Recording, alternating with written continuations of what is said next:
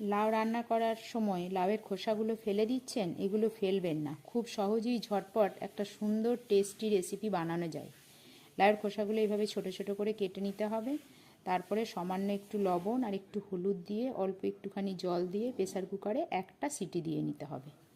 এত তাড়াতাড়ি একটা এই সুস্বাদু রান্না হবে যেটা আপনারা খেয়ে বুঝতে পারবেন। একটা মাত্র সিটি দেবেন, একটার বেশি সিটি দিলে কিন্তু এটা গলে যেতে পারে। তারপরে এই জলটা ঝরিয়ে নিতে হবে। দেখুন প্রায় সেদ্ধ একদম হয়ে গেছে। এবার কড়াইয়ে সর্ষের তেল দিলাম, সর্ষের তেল দিয়ে একটু পাঁচফোড়ন দিয়ে দিলাম।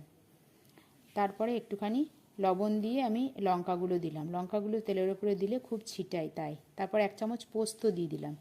এবার এগুলো আমি দিয়ে দেবো। পরিমাণ মতো আর একটু লবণ আর একটু হলুদ দেবো। টেস্টের ব্যালেন্সের জন্য একটু চিনি দেবো।